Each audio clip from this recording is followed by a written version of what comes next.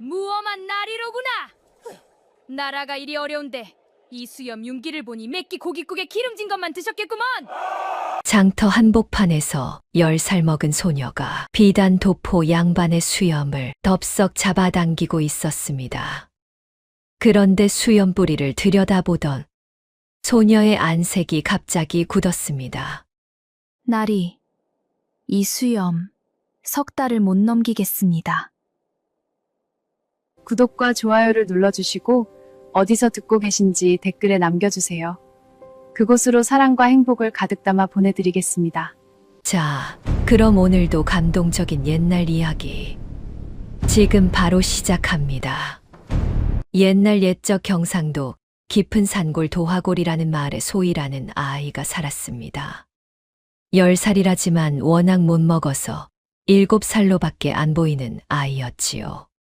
까무잡잡한 얼굴에 풀줄기로 대충 묶은 머리카락이 바람에 나풀거렸고 맨발에 신은 집시는 바닥이 다 닳아 맨살이 비치고 있었습니다.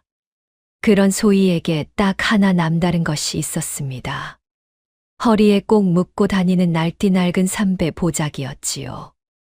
때가 저러 원래 색을 알 수 없었지만 코를 가까이 대면 산약초 냄새가 은은하게 배어 나왔습니다. 소희는 이 보자기를 잠잘 때도 품에 안고 밥 먹을 때도 허리에서 풀지 않았지요. 보자기의 주인은 따로 있었습니다. 6달 전에 세상을 뜬 소희의 할아버지, 아니 할아버지라 부르기는 했지만 피 한 방울 섞이지 않은 약초꾼 정수환 노인이었습니다. 그날도 소희는 새벽같이 일어나 산비탈을 기어 올랐습니다. 안개가 소나무 사이를 흘러다니고 이슬에 젖은 풀잎이 맨발을 적셨지요.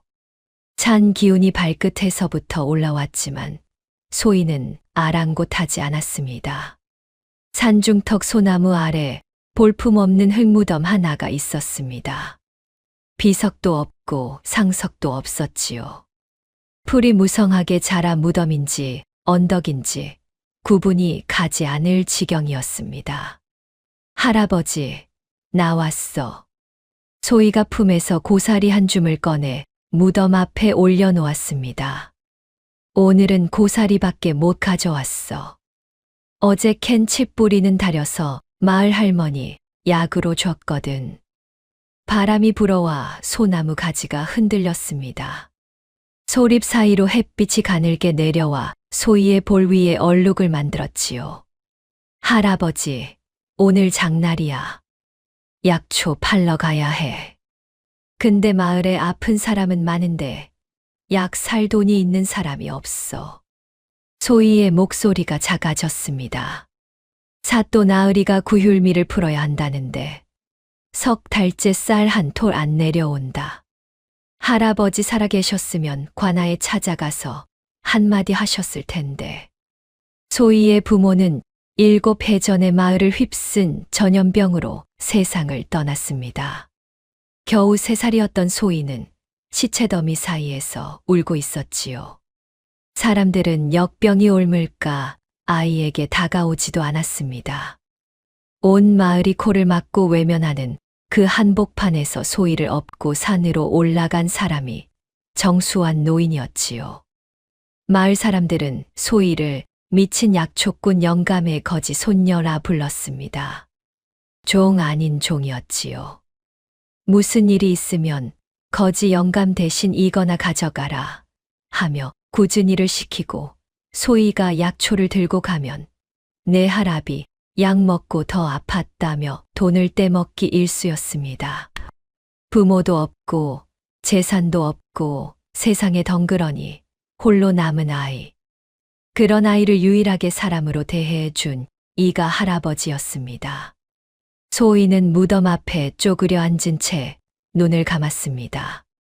그러자 할아버지의 얼굴이 선명하게 떠올랐지요. 하얗게 센 긴 수염, 뼈만 남은 마른 몸, 그리고 누더기 같은 무명 두루마기. 아무리 가난해도 눈빛만은 한 번도 흐려진 적이 없는 사람이었습니다. 소희가 처음 수염 보는 법을 배운 날이 떠올랐습니다. 산골 운마감 양지 바른 바위에 노인이 걸터 앉아 약초를 다듬고 있었습니다. 7살 소희가 옆에 앉아 할아버지의 긴 수염을 만지작거렸지요. 할아버지 수염은 왜 이리 하얘? 늙어서 그런 게다. 근데 여기 끝이 갈라졌어. 아픈 거 아니야? 정수한 노인이 약초 다듬던 손을 멈추고 소희를 내려다보았습니다. 눈가에 잔주름이 잡히며 부드러운 미소가 번졌지요. 오호라, 이 어린 것이 벌써 그걸 느끼는구나. 노인은 자신의 수염 한 가닥을 뽑아 소희의 손바닥 위에 올려놓았습니다. 잘 보아라. 수염이란 것이 그냥 터럭이 아니란다. 오장육부의 기운이 모여 자라는 것이지. 오장육부? 그래. 수염 뿌리가 붉으면 심장에 열이 찬 것이고 푸르스름하면 간이 상한 것이다. 뿌리가 하얗게 죽어 있으면 기운이 다한 것이지. 소희가 수염 뿌리를 들여다보았습니다. 하얀 뿌리 끝에 아주 미세한 붉은 점이 보였지요. 할아버지, 여기 빨간 게 조금 있어. 노인이 눈을 크게 떴습니다. 이 녀석이 정말로 보이는구나. 보통 사람은 수십 년을 배워도 그걸 못 보는데. 근데 할아버지, 눈으로 봐도 되잖아. 왜 꼭 만져야 해? 노인이 소희의 머리를 쓰다듬었습니다. 잘 들어라. 눈으로만 보면 겉만 보이느니라. 수염이 기름지고 윤기가 흐르면 건강한 줄 알지.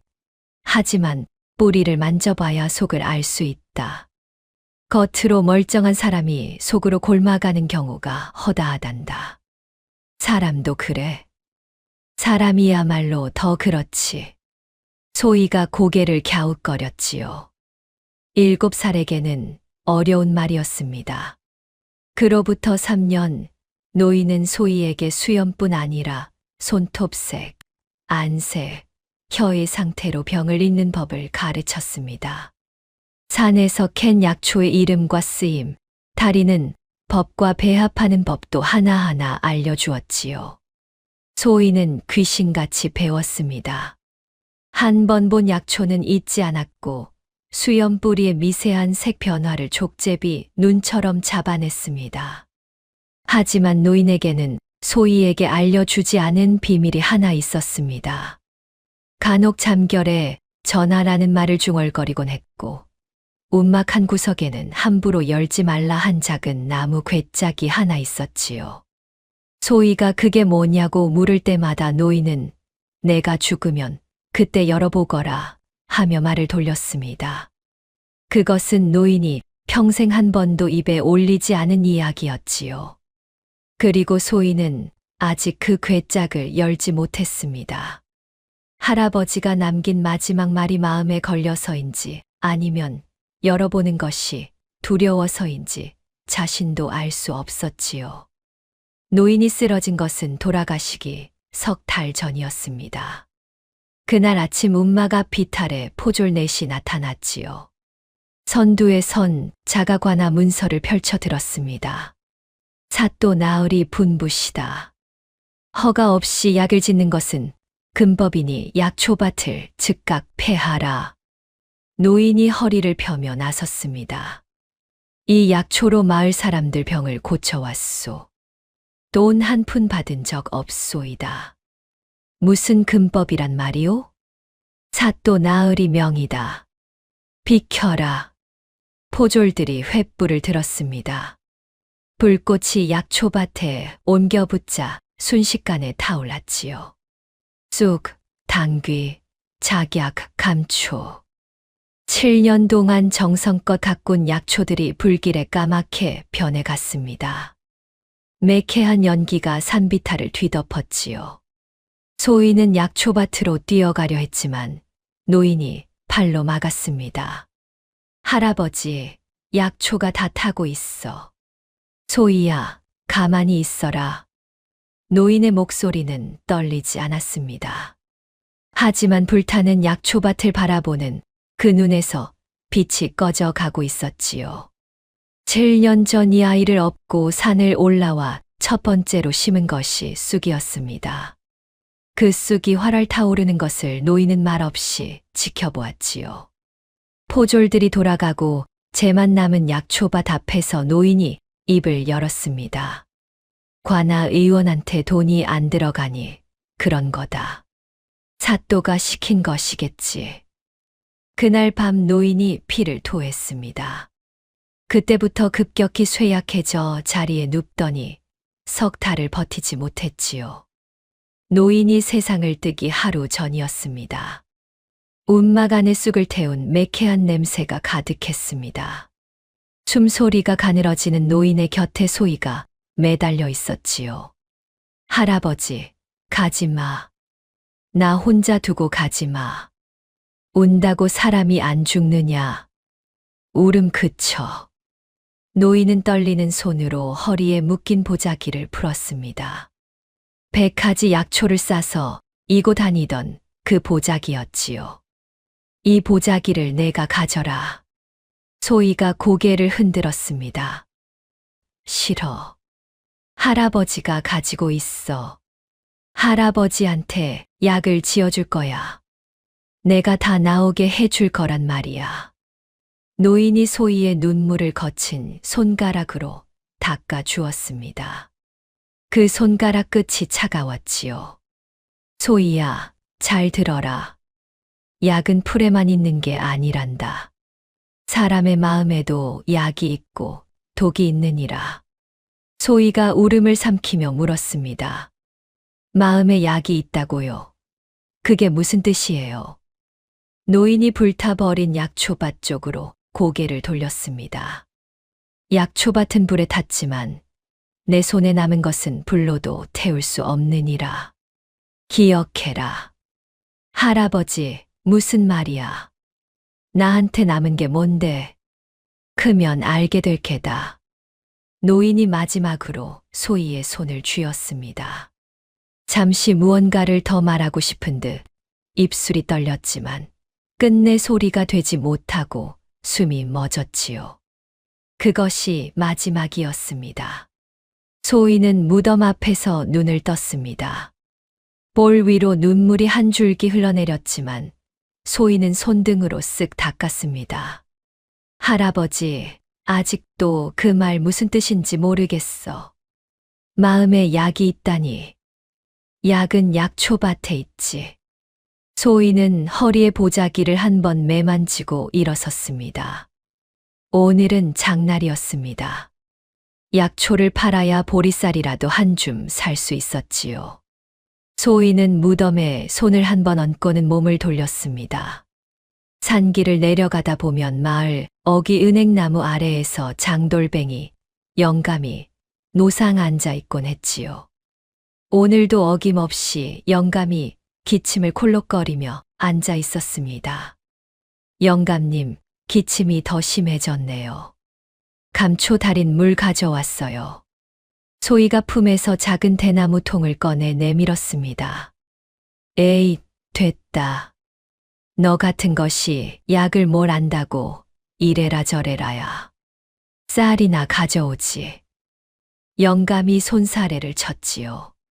소희는 대나무 통을 영감 옆에 슬그머니 놓아두고 발길을 돌렸습니다. 약 먹기 싫으시면 놔두셔도 돼요. 근데 기침 소리가 폐까지 갔으니까 석 달 안에 꼭 드셔야 해요. 짠 소리 마라. 석 달이고 뭐고 어련히 알아서 하마. 소희는 익숙하다는 듯 고개를 끄덕이고 걸음을 옮겼습니다. 거절당하는 것쯤이야 밥 먹듯이 하는 일이었지요. 그래도 대나무 통은 놓고 왔습니다. 영감이 혼자 남으면 마시게 될 것을 소희는 알고 있었으니까요. 산길을 내려가는 소희의 발 아래로 마을이 한눈에 들어왔습니다. 초가지붕들이 기운 없이 늘어선 마을 곳곳에서 연기 한 줄 피어오르지 않았습니다. 3년째 이어진 흉년에 아궁이에 불을 때는 집이 손가락으로 꼽을 만큼 줄어든 것이지요. 노는 바닥이 갈라지고 밭에는 잡초만 무성했습니다. 아이고, 배야. 소희의 배에서 꼬르륵 소리가 났습니다. 어젯밤에 먹은 풀죽 한 그릇이 전부였지요. 산길 아래쪽에서 마을 안악의 목소리가 바람을 타고 올라왔습니다. 구휼미가 뭐가 구휼미야.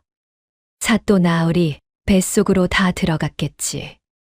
쉿, 그런 말 함부로 하다간 곤장 맞아. 소희는 그 소리를 들으며 입술을 깨물었습니다. 할아버지가 살아계셨다면 가만히 있지 않았을 겁니다. 하지만 소희는 10살짜리 고아였고 고아의 말은 바람에 날리는 풀씨보다 가벼웠지요. 그래도 소희의 발걸음은 멈추지 않았습니다. 약초 보자기를 한 손으로 꼭 누르며 장터를 향해 걸음을 옮겼습니다. 소희는 물론 몰랐습니다. 오늘 그 장터에서 만나게 될 한 사내의 수염이 자신의 운명을 송두리째 바꾸어 놓게 될 줄은. 장터는 고을 동문 밖 넓은 마당에 섰습니다. 5일장이 서는 날이면 산골 구석구석에서 사람들이 모여들어 그나마 숨통이 트이는 날이었지요. 허나 3년째 이어진 흉년 탓에 요즘 장터는 파는 사람보다 구경만 하는 사람이 더 많았습니다. 좌판마다 물건이 빈약하기 짝이 없었고 사람들의 얼굴에는 웃음기보다 그늘이 짙었습니다. 소희는 장터 구석 길바닥에 보자기를 펼쳤습니다. 허리에서 풀어낸 약초 보자기 위에 쏙 칡뿌리, 작약, 감초를 한 줌씩 올려놓았지요. 가게라고 하기도 민망한 규모였습니다. 약초 사세요. 기침에는 감초, 배탈에는 작약, 잠이 안 오시면 쑥차가 최고입니다. 소희가 목청을 높여 외쳤지만 지나가는 사람들은 눈길 한 번 주지 않았습니다. 요즘 쌀도 못 사는데 무슨 약초야. 안악 하나가 혀를 차며 지나갔지요. 소희는 개의치 않고 다시 외쳤습니다. 약초 한 뿌리가 의원 한 번 가는 것보다 싸요. 미리 드시면 아프지도 않는다고요. 이 아가 그만 좀 떠들어. 장사가 안 되는 건 내 약초가 형편없어서야. 옆 좌판에서 물을 파는 아저씨가 인상을 구겼습니다. 소희는 입을 삐죽거렸지만 목소리를 낮추었지요. 형편없긴. 이 쑥 한 줌이 열흘 기침을 낫게 하는데. 소희는 보자기 옆에 쪼그려 앉아 장터를 둘러보았습니다. 해가 올라갈수록 사람들이 하나둘 몰려들었지만 지갑을 여는 이는 드물었습니다. 장터 한쪽에서 아이 울음소리가 들렸지요. 5살쯤 되어 보이는 사내 아이가 어미의 치맛자락을 붙잡고 킁킁거리고 있었습니다. 엄마, 배고파. 떡 사줘. 참아. 집에 가면 줄 게 있어. 어미의 눈가가 붉어졌습니다. 치마 밑에서 쥐고 있는 엽전이 고작 2입. 그걸로는 보리쌀 한 되도 살 수 없었지요. 소희의 눈에 어미의 손끝이 들어왔습니다. 손톱이 하얗게 질려 있었습니다. 소희는 보자기에서 칡뿌리 한 토막을 집어 아이에게 내밀었습니다. 이거 씹으면 단맛이 나. 배고픈 거 좀 가라앉아. 이게 뭔데? 먹어도 돼. 약초야. 공짜니까 먹어. 아이가 칡뿌리를 받아 입에 넣더니 오도독 씹기 시작했습니다. 눈이 동그래졌지요. 엄마, 이거 달아. 어미가 소희를 내려다보았습니다. 뭔가 말을 하려다가 고개를 숙이며 돌아섰습니다. 고맙다, 아가야. 소희가 어미의 뒷모습을 보며 중얼거렸지요. 그 어머니 손톱색이 너무 안 좋아. 조미음이라도 드셔야 할 텐데. 그때였습니다. 장터 끄트머리에서 소란이 벌어졌습니다. 사또 나으리 행차시다. 길을 비켜라. 징 소리가 울리더니 포졸 넷이 장대를 앞세우고 들어섰습니다. 장사꾼들이 허겁지겁 좌판을 치우며 길을 열었지요. 그 뒤로 가마 하나가 출렁거리며 나타났습니다. 가마 안에서 기름진 얼굴 하나가 발을 거치고 밖을 내다보았습니다. 박재흥 사또였습니다. 살찐 체구에 번들거리는 널쩍한 얼굴, 비단 관복에 금실 허리띠를 두른 모습이 마치 사람이 아니라 기름 먹인 인형 같았지요. 수염은 짧게 다듬었으나 기름을 발라 반들반들 윤이 났습니다. 소희의 눈이 사또의 수염에 딱 꽂혔습니다. 그 기름진 수염 아래 턱선을 따라 미세하게 푸르스름한 기운이 감돌고 있었지요. 저 수염, 간에 닿기가 찼어. 남의 것을 과하게 삼킨 사람에게서 나오는 색이야. 소희가 나직이 중얼거렸습니다. 옆에서 떡을 파는 안악이 기겁하며 소희의 입을 막았지요. 이 아가 미쳤어. 사또 욕을 했다간 내 목이 달아나. 나 욕 안 했어요. 수염 이야기를 한 거예요. 수염이고 뭐고 조용히 해. 거지, 애가 감히. 소희는 입을 다물었습니다. 하지만 두 눈만은 사또의 수염에서 떨어지지 않았지요. 가마 뒤를 졸졸 따르던 쥐같이 작은 눈의 사내가 허리를 굽히며 보고했습니다. 이방 최득수였지요. 사또 나으리 장터 새를 거두었사오나 올해 흉작이라 낼 수 없다는 자가 17호나 됩니다. 못 낸다는 놈은 소를 끌어오거라. 소도 없으면 자식이라도 데려와. 박 사또가 부채를 살랑거리며 말했습니다. 부채 뒤로 가느다란 눈이 교활하게 빛났지요. 사또 나으리, 그러다 민심, 배고프면 알아서 돈을 벌 것이지 관아에 빚을 지고 배째라 하는 놈들이 민심이냐? 이방, 내 말이 법이다. 알겠느냐? 예. 명을 받들겠습니다. 최득수가 고개를 조아렸지만 그의 눈에는 불안이 서려 있었습니다. 고개를 돌린 순간 소희와 눈이 마주쳤지요. 소희가 돌처럼 앉아 사또를 노려보고 있었습니다.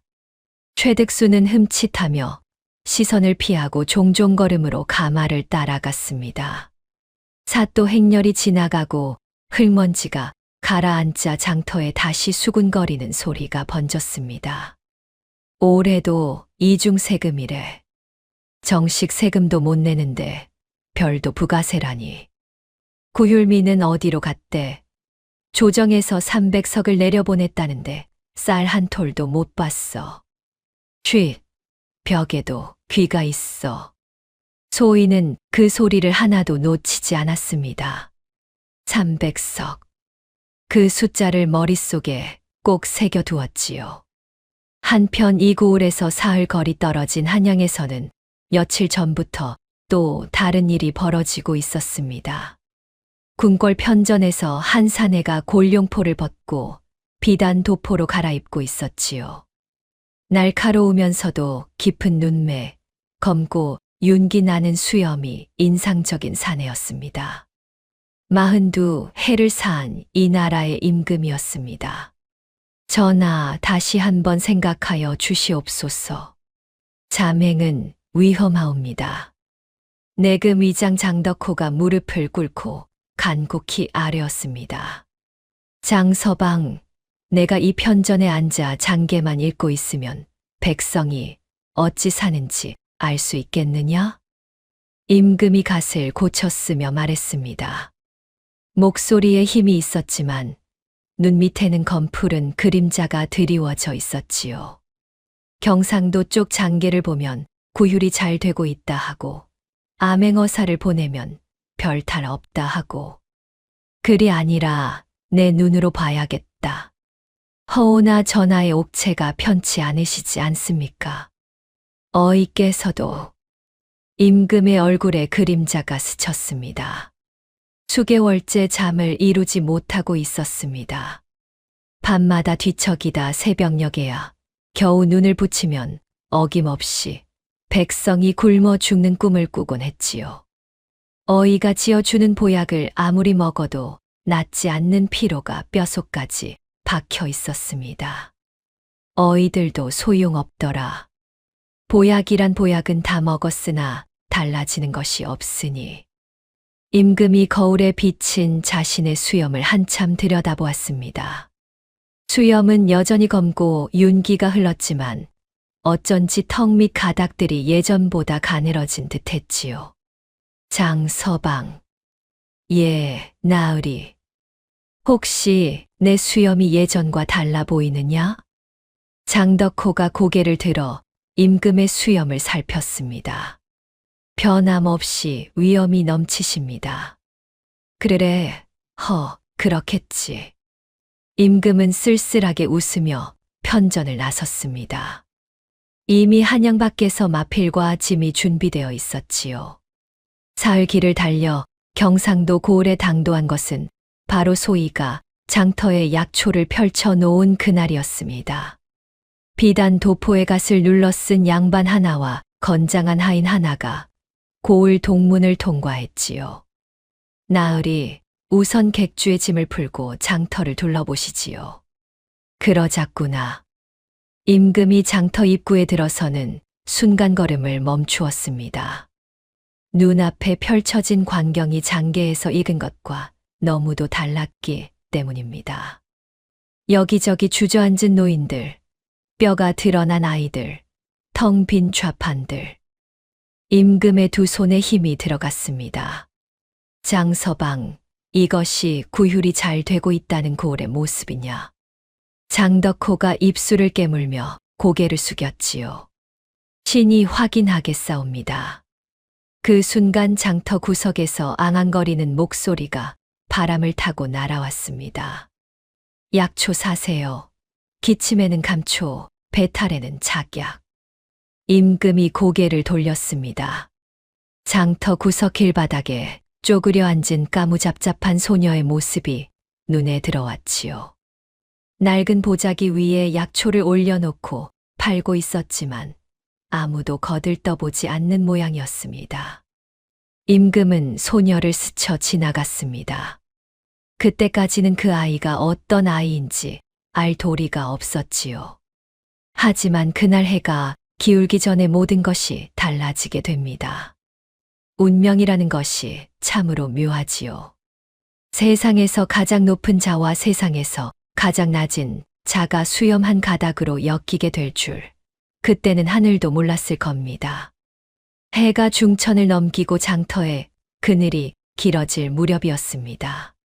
소희의 약초는 단 한 뿌리도 팔리지 않았지요. 에휴, 오늘도 빈손이구나. 소희가 한숨을 내쉬며 약초를 보자기에 싸 묶으려는데 장터 한가운데서 비명이 터져 나왔습니다. 아이고, 내 아이가 떡이 목에. 소희가 고개를 돌려보니 4살쯤 된 아이가 얼굴이 파랗게 질린 채 목을 움켜쥐고 있었습니다. 어미가 아이의 등을 마구 두드렸지만 떡은 빠지지 않았지요. 아이의 입술이 시커멓게 변해 가고 있었습니다. 비켜, 비켜요. 소희가 사람들을 해치고 뛰어들었습니다.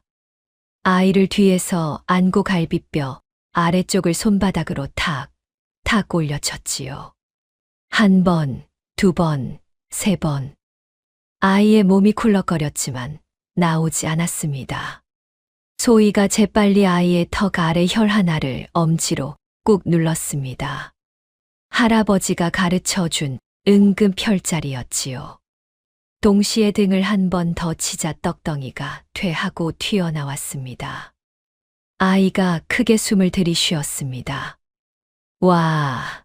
하는 탄성이 장터에 퍼졌지요. 어미가 아이를 끌어안고 울었습니다.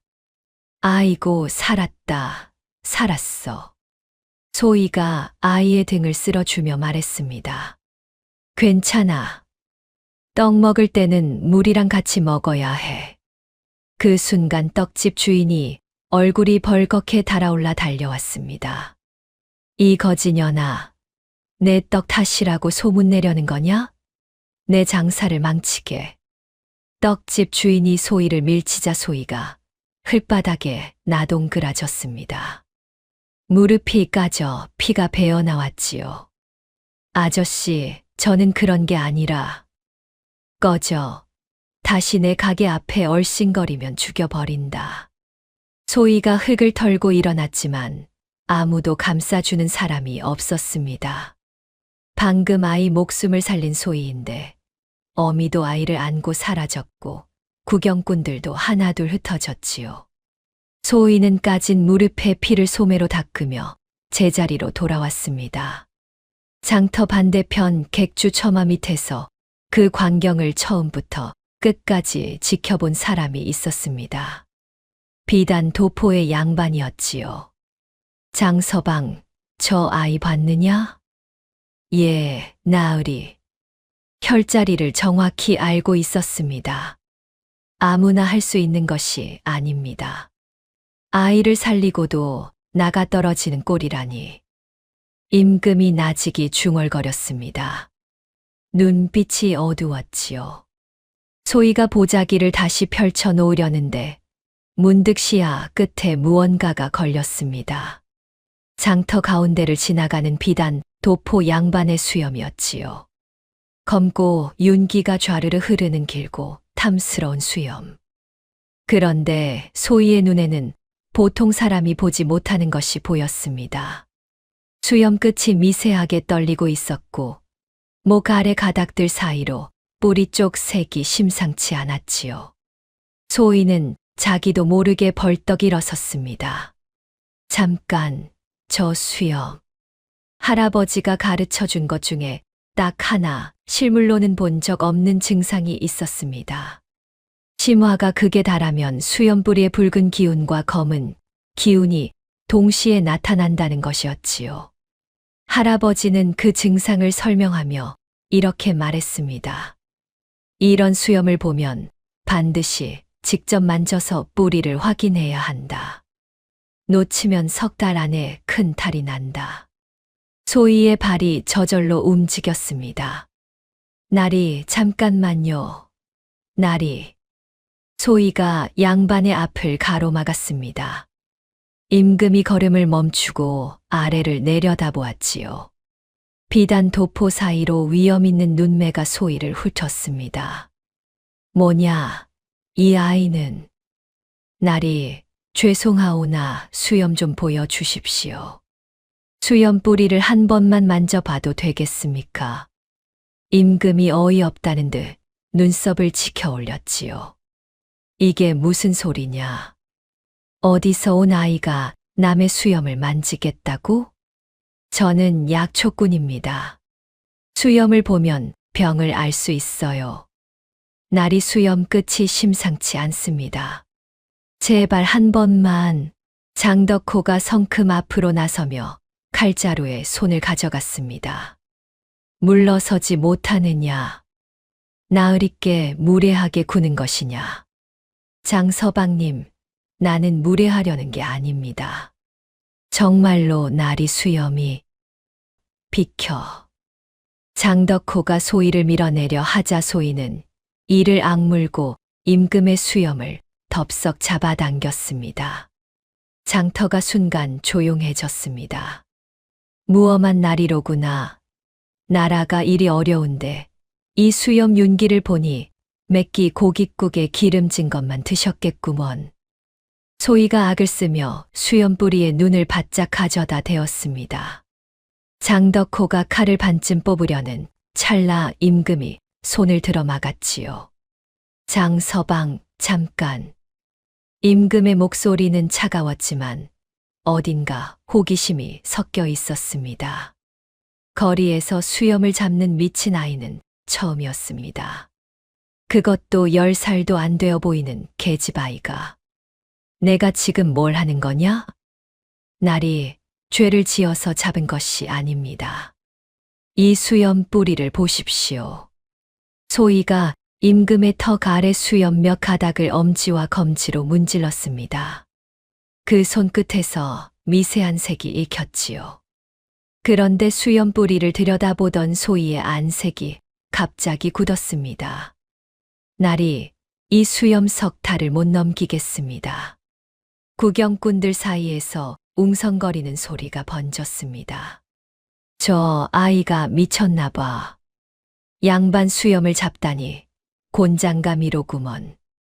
임금이 소희의 손을 탁 쳐냈습니다. 허튼 소리를. 내가 멀쩡한 사람인데 석탈을 못 넘긴다니 무슨 수작이냐? 소희는 물러서지 않았습니다. 오히려 한 걸음 더 다가서며 또박또박 말했지요. 날이 요즘 잠을 못 주무시지요? 임금의 눈빛이 흔들렸습니다. 밤마다 뒤척이시다가 새벽에야 겨우 눈을 붙이셨을 겁니다. 그런데 자고 일어나도 개운하지 않으시지요. 임금이 입을 다물었습니다. 소희가 말을 이었습니다. 식사를 하셔도 맛을 모르겠고 사지가 무거우면서도 가슴은 답답하고 가끔 손끝이 저릿저릿 저리실 겁니다. 맞습니까? 장덕호의 눈이 휘둥그레졌습니다. 소희가 말하는 증상들이 전하가 평소 호소하시던 것과 한치의 오차도 없었기 때문입니다. 임금은 한참 동안 소희를 내려다보았습니다. 구경꾼들이 수군거리는 소리가 귓전을 맴돌았지요. 내가 어디서 내 이야기를 들었느냐? 들은 것이 아닙니다. 수염이 말해주는 겁니다. 수염이 말을 해. 수염뿌리의 붉은 기운과 검은 기운이 동시에 나타나면 심장에 열이 쌓이고 간에 탁기가 찬 것이옵니다. 이 두 가지가 함께 오면 석 달 안에 큰 탈이 납니다. 급하면 졸도를 하시거나 더 나쁘면 소희가 말끝을 흐렸습니다. 더 나쁜 경우를 입에 담기가 두려웠기 때문이지요. 임금의 눈매가 날카로워졌습니다. 더 나쁘면 어떻게 된다는 것이냐? 돌아가실 수 있습니다. 장터에 찬바람이 불었습니다. 아무도 입을 열지 못했지요. 장덕호가 참다 못해 소희의 멱살을 잡으려 들었습니다. 이 건방진 것이 감히 나으리께 저주를. 장서방. 임금이 낮은 목소리로 불렀습니다. 놔줘라. 나으리 허오나. 놔주라 했다. 장덕호가 마지못해 손을 거두었습니다. 임금이 소희의 눈을 똑바로 들여다보았지요. 소희도 물러서지 않았습니다. 두 눈이 마주쳤을 때 임금은 묘한 느낌을 받았습니다. 이 아이의 눈이 거짓을 말하는 눈이 아니라는 것을. 내가 병을 안다고 했으니 고칠 수도 있단 말이냐? 소희가 고개를 끄덕였습니다. 고칠 수 있사옵니다. 수염뿌리 색이 아직 완전히 죽지 않았으니 약이 먹힐 시간이 남아 있습니다. 약이라. 어이들도 못 고친 것을 내까지 다이가? 소희는 거기서 주저했습니다. 하지만 수염뿌리에서 익은 것은 너무나 선명했고 할아버지라면 절대 그냥 지나치지 않았을 겁니다. 소희가 무릎을 꿇었습니다. 날이 한 달만 주십시오. 한 달 안에 차도가 없으면 제 목을 내놓겠습니다. 대신 차도가 있으면 딱 한 가지만 들어주십시오. 한 가지.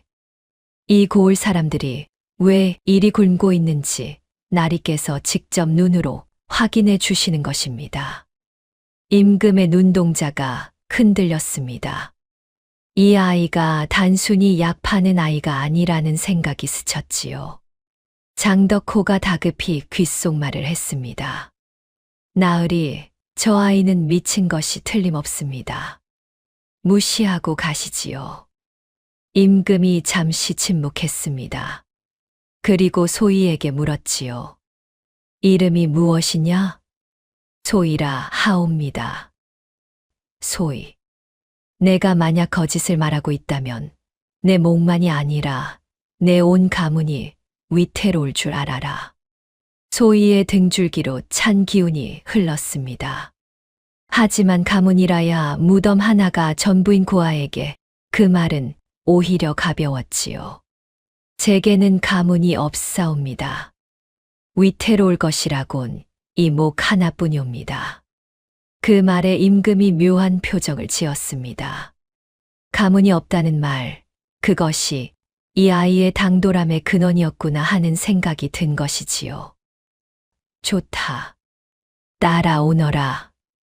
임금이 몸을 돌렸습니다. 장덕호가 비명을 삼키며 임금의 소매를 잡았지요.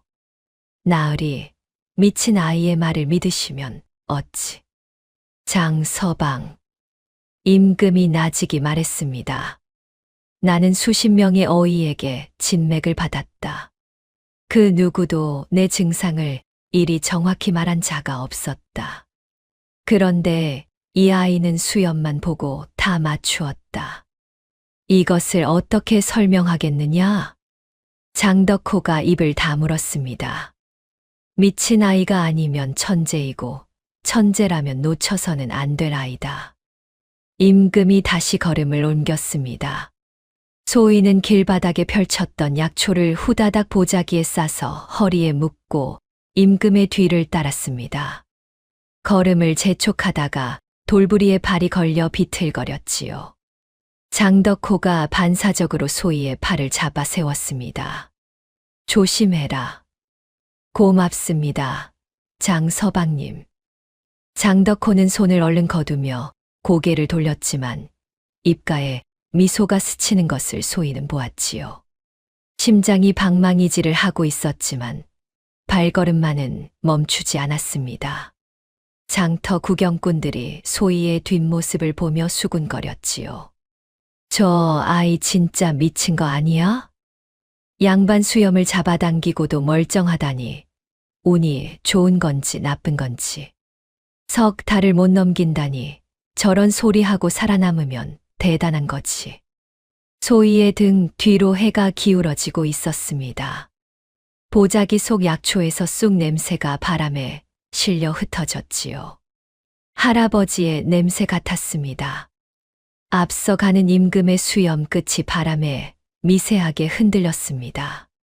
소희는 그 수염을 놓치지 않으려는 듯 눈을 똑바로 뜨고 걸음을 재촉했지요. 이렇게 비단도포 양반과 거지 약초꾼 소녀의 기묘한 동행이 시작되었습니다. 객주 뒷방에 자리를 잡은 소희는 약초 보자기를 풀어 바닥에 펼쳤습니다. 쑥, 당귀, 산수유, 감초, 작약. 있는 약초를 종류대로 늘어놓고 하나씩 코에 가져다 대며 냄새를 맡았지요. 임금은 마루에 걸터 앉아 그 모습을 지켜보고 있었습니다. 장덕호는 문 밖에서 칼자루를 쥔 채 못 믿어온 눈빛으로 안을 들여다보았지요. 나리, 우선 이것부터 드셔야 합니다. 소희가 작은 사발에 달인 물을 내밀었습니다. 누런색 물에서 씁쓸한 냄새가 올라왔지요. 이게 뭐냐? 풀 삶은 물이냐? 당귀와 작약을 달인 것입니다. 심장에 열을 내리고 간에 탁기를 풀어줍니다. 맛은 없지만 열흘만 드시면 달라지실 겁니다. 어이가 지어준 보약도 안 듣는데 이 풀물이 듣겠느냐? 소희가 고개를 갸웃거렸습니다. 나리, 어이들이 어떤 약을 지었는지는 모르겠으나 한 가지 여쭤봐도 되겠습니까? 뭐냐? 어이들이 나리의 수염 뿌리를 직접 만져본 적이 있습니까? 임금이 미간을 찌푸렸습니다. 의원이 환자 수염을 만지는 법이 어디 있느냐? 그게 문제입니다. 눈으로만 보면 겉만 보입니다. 나리의 수염은 겉으로는 윤기가 흐르지만 뿌리가 속으로 타들어가고 있습니다. 맥을 짚어서는 안 보이는 것이 수염 뿌리에는 다 나타납니다. 임금이 슬쩍 자신의 수염을 만져보았지요. 매끈한 촉감이 손끝에 감겼습니다. 속으로 타들어간다니 도무지 실감이 나지 않았습니다. 네, 할아비가 가르쳤다 했지. 그 할아비는 무슨 의원이었느냐? 소희의 얼굴에 그림자가 스쳤습니다. 의원이 아니라 약초꾼이었습니다. 산에서 약초를 캐고 마을 사람들 병을 봐 주셨지요. 돈은 받지 않으셨어요. 약값을 낼 형편이 되는 사람이 없었으니까요. 약값도 못 받는 의원이라. 그래서 내가 일이 굶주린 꼴이로구나. 소희가 입술을 실쭉했습니다. 굶주린 것이 아니라 아직 덜 큰 겁니다. 임금이 피식 웃었습니다. 오랜만에 웃음이었지요. 장덕호가 문 밖에서 눈을 동그랗게 떴습니다. 전하께서 웃으신 게 얼마 만인지 기억이 나지 않았기 때문입니다. 그날 밤 소희는 약초 보자기에서 약재를 꺼내 조심조심 종이에 싸서 임금에게 내밀었습니다. 나리, 이건 베개 밑에 넣고 주무시면 됩니다. 쑥과 산수유를 배합한 건데 향이 마음을 가라앉혀 줍니다. 임금이 작은 꾸러미를 받아들었습니다. 약초를 싸고 있는 것은 소희의 낡은 보자기 한 귀퉁이를 찢어 만든 것이었지요. 산약초 냄새가 은은하게 코끝을 스쳤습니다. 이 보자기를 찢었느냐? 소중한 것 아니냐? 소희가 고개를 저었습니다. 보자기는 보자기일 뿐이옵니다. 날이 건강이 먼저입니다. 허나 소희의 손끝이 미세하게 떨리고 있었지요. 할아버지가 남긴 유일한 것을 찢어 낸 것이 아프지 않을 리 없었습니다. 임금은 약꾸러미를 한참 들여다보더니 품에 넣었습니다. 소희야. 예, 나리. 네, 할아비는 좋은 사람이었구나. 소희가 고개를 끄덕이다가 문득 눈시울이 붉어졌지요. 하지만 재빨리 소매로 닦아내고 밝은 목소리를 냈습니다. 좋은 사람이었는데 세상이 알아주지 않았어요. 그게 좀 억울해요.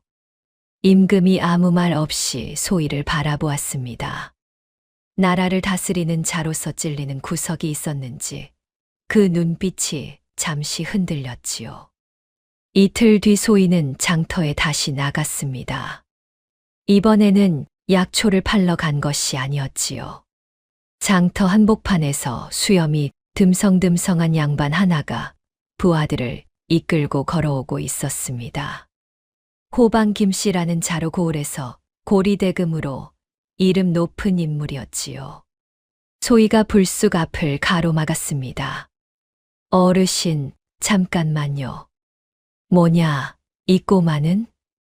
수염을 좀 보여주시겠습니까? 호방 김씨의 눈이 휘둥그레졌습니다. 수염, 이게 미친 아이 아니야? 소희가 살금살금 다가가 김씨의 턱 밑 수염을 훑어보더니 혀를 찼지요. 어르신 수염 뿌리가 누렇습니다. 간이 많이 상하셨습니다. 혹시 매일 술을 드십니까? 김씨의 얼굴이 벌개졌습니다. 내가 술을 마시든 말든 내가 무슨 상관이냐?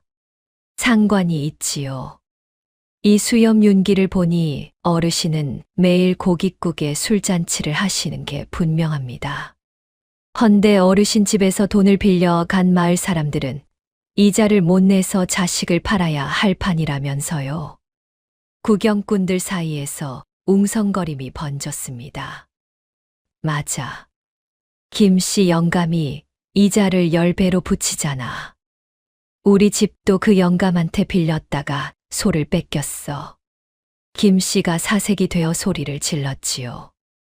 이 건방진 것이 꺼져. 어르신, 화를 내시면 간이 더 상합니다. 수염 뿌리가 증거예요. 남의 피로 배를 불리면 간이 먼저 썩는 법이라 했습니다. 구경꾼들이 박장대소를 터뜨렸습니다. 김씨는 분기탱천하여 부하에게 소희를 잡으라 했지만 소희는 날쌘 고양이처럼 사람들 사이로 쏙 숨어버렸지요. 한 안아기 소희가 숨은 쪽을 향해 소리쳤습니다. 아가야, 우리 영감 수염도 좀 봐줘라. 요새 입맛이 없다고 밥을 안 먹는데 걱정이야. 어이, 나도. 내 수염은 왜 한쪽만 빠지는 거야? 장터에 웃음이 번졌습니다. 흉년에 웃을 일이 없던 사람들이 소위 덕분에 한바탕 웃음꽃을 피운 것이지요. 임금은 객주 처마 밑에서 이 광경을 지켜보고 있었습니다. 입가에 미소가 번졌지요. 장서방, 저 아이가 보통이 아니야. 허오나 나으리 저러다 큰일을 당할 수도. 큰일이라. 저 아이가 하는 말에 거짓이 있더냐? 장덕호가 입을 다물었습니다. 사흘째 되는 날이었습니다. 소희는 더 큰일을 벌였지요. 관아 앞길을 지나가던 소희의 발이 딱 멈추었습니다. 관아 대문이 열리고 박재응 사또가 이방 최득수를 대동하고 나서는 것이 보였기 때문입니다. 소희의 눈이 사또의 수염에 꽂혔습니다. 기름을 발라 반질거리는 짧은 수염. 그 아래로 푸르스름한 타키가 보였지요. 며칠 전 장터에서 봤던 것보다 더 짙어져 있었습니다. 사또 나으리. 소희가 큰 소리로 불렀습니다. 박 사또가 멈칫하며 내려다보았지요. 뭐냐, 이 아이는. 사또 나으리, 수염 한번 보여주십시오. 나으리의 수염에서 묘한 냄새가 납니다. 냄새, 무슨 냄새? 남의 곡식 냄새요. 관아 앞이 순간 조용해졌습니다. 최득수의 얼굴이 사색이 되었지요. 나으리 수염 뿌리에 타키가 끼었는데 그 색이 곡식을 과하게 쌓아둔 사람에게서 나오는 색입니다. 창고에 쌀을 산더미처럼 쌓아놓고 계신 거 아닙니까? 백성은 굶는데 구휼미 300석은 어디로 갔는지 나으리 수염이 다 말해주고 있습니다. 박 사또의 얼굴이 자줏빛으로 변했습니다. 이 미천한 것이 감히 관장 앞에서 헛소리를. 헛소리가 아닙니다. 수염은 거짓말을 못하거든요. 여봐라, 이 아이를 당장 끌어내라. 포졸 둘이 달려들었습니다. 소희는 재빠르게 몸을 뺐지만 이번에는 미처 빠져나가지 못할 뻔했지요. 뒤에서 장덕호가 나타나 소희의 팔을 잡아 끌어 골목으로 피했습니다. 이 아이야, 죽고 싶으냐? 사또 앞에서 저런 소리를 하면 어쩌겠다는 거야. 장덕호가 거친 숨을 몰아쉬며 소희를 나무랐습니다. 장서방님, 저는 보이는 걸 말한 것뿐이에요. 수염이 보여주는 걸 왜 숨겨야 합니까? 장덕호가 소희를 한참 내려다보았습니다. 이 아이의 눈이 빈말을 하는 눈이 아니라는 걸 장덕호도 느끼고 있었지요. 가자. 나으리가 기다리신다.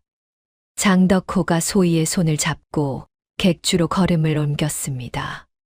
소희의 손이 작고 차가웠지요. 그 작은 손이 방금 고을에서 가장 무서운 사람의 수염을 까발린 손이라니. 장덕호는 고개를 절레절레 흔들었습니다. 허나 소희의 두 눈은 이미 다음을 보고 있었습니다. 관아 견문으로 수레 하나가 슬그머니 빠져나가는 것이 보였지요.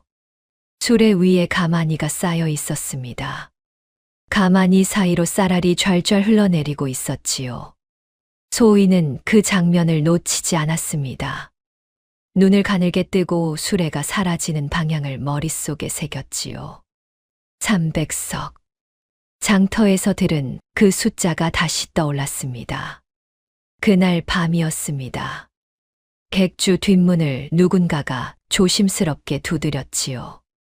소희가 문을 열자 두건을 눌러 쓴 사내가 서 있었습니다. 최득수였습니다. 뭐예요, 이 밤에?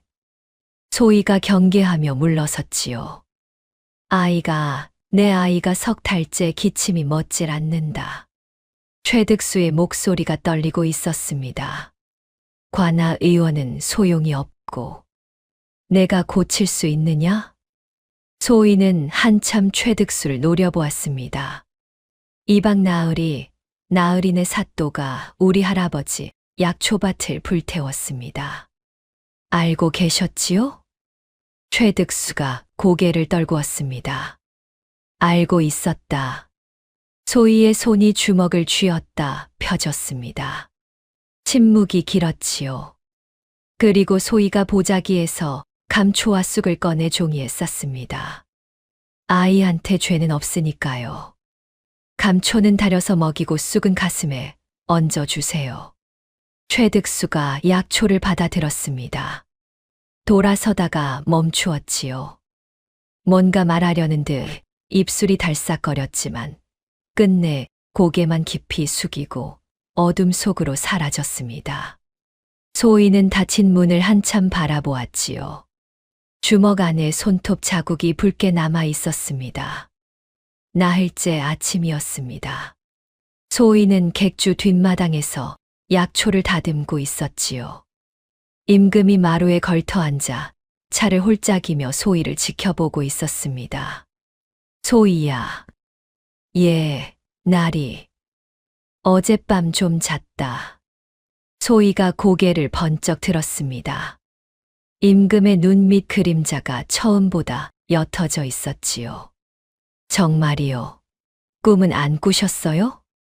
꿈은 꿨다. 하지만 이번엔 백성이 굶어 죽는 꿈이 아니었어. 무슨 꿈이었는데요? 임금이 잠시 뜸을 들이다 쓸쓸하게 웃었습니다. 산에서 약초 캐는 꿈이었다. 참 이상한 꿈이야. 내가 왜 약초를 캐는 꿈을 꾸겠느냐. 소희가 피식 웃었습니다. 베개 밑에 넣어드린 약초 향 때문일 거예요. 좋은 향을 맡으면 좋은 꿈을 꿉니다. 할아버지가 그랬어요. 임금이 고개를 끄덕이다 말고 소희를 물끄러미 바라보았습니다. 소희야, 내 할아비에 대해 더 얘기해 다오. 그 사람이 왜 산골에서 약초꾼을 하고 있었는지. 소희의 손이 멈추었습니다. 할아버지의 과거는 소희에게도 비밀이었지요. 잘 모릅니다. 할아버지가 말씀을 안 하셨거든요. 다만 가끔 잠결에 전하라는 말을 하셨어요. 그리고 움막에 절대 열지 말라는 나무 괴짝이 하나 있는데 돌아가시면 열어보라 하셨는데 저는 아직 열지 않았다. 무서워서요. 열면 할아버지가 진짜 없어지는 것 같아서. 임금의 눈빛이 깊어졌습니다. 이 아이의 스승이 단순한 약초꾼이 아닐 수도 있다는 직감이 스쳤지요. 그날 오후 소희는 마을로 내려갔습니다. 장덕호가 멀찍이 따라왔지요. 마을 우물가에 아이들 서너시 쪼그려 앉아 있었습니다. 모두 뼈가 드러나 보이는 마른 몸이었고 한 아이는 콧물을 훌쩍이며 기침을 해대고 있었지요. 야, 너 기침 언제부터 했어? 소희가 기침하는 아이 옆에 쪼그려 앉았습니다. 모르겠어. 한 달 됐나? 소희가 아이의 눈꺼풀을 살짝 뒤집어 보았습니다. 안쪽이 하얗게 빠져 있었지요. 피가 부족해. 밥을 제대로 못 먹었구나. 엄마가 죽 한 그릇씩 주는데 그것도 이틀에 한 번이야. 소희가 보자기에서 감초 뿌리를 꺼내 아이에게 건넸습니다. 이거 씹어. 기침이 가라앉을 거야. 그리고 이건 엄마한테 갖다 드려. 쑥 한 줌을 종이에 싸서 내밀었지요. 뜨거운 물에 우려서 마시면 기운이 좀 나실 거야. 아이들이 소희를 둘러쌌습니다. 언니, 나도 배 아파. 나는 여기가 가려워. 소희는 아이들을 하나하나 살피며 약초를 나누어 주었습니다. 가진 것은 얼마 안 되었지만 아이들의 얼굴에 웃음이 번지는 것이 보였지요. 근데 관아에서 쌀 안 나왔어. 구휼미라는 거. 아이 하나가 고개를 흔들었습니다. 뭔지 몰라. 엄마가 사또 나으리한테 가서 빌었는데 돌아와서 울기만 하셨어. 어른들이 그러는데 사또 나으리가 쌀을 다 먹었대. 다른 아이가 목소리를 낮추며 말했지요. 쉿, 그런 말 하면 안 돼. 소희는 입을 다물었지만 눈빛은 차가워졌습니다. 조정에서 내려보낸 구휼미 300석. 관아 견문으로 빠져나가던 쌀가마니 수레. 사또의 수염에서 익었던 탁기. 모든 것이 하나로 연결되고 있었지요. 처마 밑에 숨어 이 광경을 지켜보던 임금의 두 주먹에 힘이 들어갔습니다. 장서방. 예, 나으리. 구휼미 300석이 내려갔다는 장계를 내가 직접 확인했다. 그런데 이 꼴이란 말이냐. 장덕호가 고개를 숙였습니다. 신이 더 조사하겠사옵니다. 아니다. 아직은 움직이지 마라. 더 지켜보자. 소희가 아이들에게 약초를 다 나누어 주고 객주로 돌아왔습니다. 마루에 올라서는데 임금이 먼저 입을 열었지요. 마을에 다녀왔느냐? 소희가 고개를 끄덕였습니다. 그리고 임금의 소매를 잡아당겼지요. 나리, 마을 안쪽도 보셔야 합니다. 이쪽으로 오시지요. 임금과 장덕호가 소희를 따라 골목 안으로 더 들어갔습니다. 빈 초가집이 줄지어 있었지요. 한 집 앞에서 소희가 발을 멈추었습니다. 열린 문 안으로 할머니 한 분이 보였지요. 어린 손주 둘을 앞에 앉혀놓고 마지막 남은 보리죽 한 그릇을 내밀고 있었습니다. 할머니는 안 드세요? 할미는 배 안 고프다. 너희가 먹어. 할머니가 웃어 보였지만 볼이 쑥 들어가 있었지요. 소희가 임금의 소매를 다시 잡아당기며 속삭였습니다. 나리, 저 할머니 손톱이 하얗습니다. 사흘은 굶으신 겁니다. 임금이 돌담 뒤에서 그 장면을 바라보다가 걸음을 옮기지 못했습니다. 두 주먹이 부들부들 떨렸지요. 장서방 장계에는 구휼이 잘 되고 있다고 적혀 있었다. 예, 나으리. 저 할머니가 죽으면 그것은 흉년 탓이냐? 내 탓이냐? 장덕호가 아무 말도 하지 못했습니다. 임금이 품에서 엽전을 꺼내 소희에게 건넸지요. 쌀을 사서 전해라. 내가 줬다고는 하지 마라. 소희가 엽전을 받아들며 임금을 올려다보았습니다. 이 양반의 눈이 붉어져 있었지요. 닷새째 밤이었습니다. 임금이 약을 마시고 난 뒤 소희에게 물었지요. 소희야, 내 병의 원인이 무엇이냐? 내가 심장에 열이 찼다 했는데 대체 왜 열이 찬 것이냐? 소희가 잠시 생각하다 조심스럽게 입을 열었습니다. 나리, 처음에 수염을 잡았을 때 저는 나리가 먹고 마시는 것이 과해서 병이 난 줄 알았습니다. 그래서 무엄하다고 했지. 소희의 얼굴이 발그레해졌지요. 예, 그때는 죄송했습니다. 그런데 며칠 동안 나리를 살피다 보니 알겠더라고요. 뭘 알겠더냐? 나리는 과식해서 아픈 게 아닙니다. 걱정이 너무 많아서 아프신 겁니다. 임금이 말없이 소희를 바라보았습니다. 수염뿌리의 붉은 기운은 심장에 열이 찬 것인데 이 열은 기름진 음식 때문이 아니라 마음에서 올라오는 열입니다. 나리는 밤마다 무언가를 걱정하시지요. 그 걱정이 심장을 태우고 간을 상하게 하는 것입니다. 임금의 손가락이 미세하게 떨렸습니다. 나리, 할아버지가 그러셨어요. 약은 풀에만 있는 게 아니라 사람의 마음에도 있다고. 나리의 병은 약초로는 반만 낫습니다. 나머지 반은 마음의 짐을 내려놓으셔야 합니다. 임금이 오래도록 침묵했습니다. 창밖으로 반달이 걸려 있었지요. 소희야, 만약 그 걱정이 내려놓을 수 없는 것이라면 어쩌면 좋으냐? 왜 내려놓을 수 없는데요? 걱정하는 대상이 한두 사람이 아니라 수없이 많기 때문이다. 소희가 고개를 갸웃거렸습니다. 날이 그런 사람이 세상에 있어요? 수없이 많은 사람을 걱정하는 사람이? 임금이 쓸쓸하게 웃었습니다.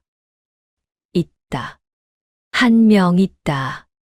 소희는 그 말의 뜻을 미처 깨닫지 못했습니다. 하지만 이 양반이 보통 양반이 아니라는 것만은 어렴풋이 느끼고 있었지요. 날이 그러면 걱정만 하지 마시고 직접 나서 보시면 어떨까요? 할아버지도 그랬어요. 앉아서 걱정만 하면 병이 되지만 일어나서 움직이면 약이 된다고. 임금의 눈빛이 흔들렸습니다. 일어나서 움직이라.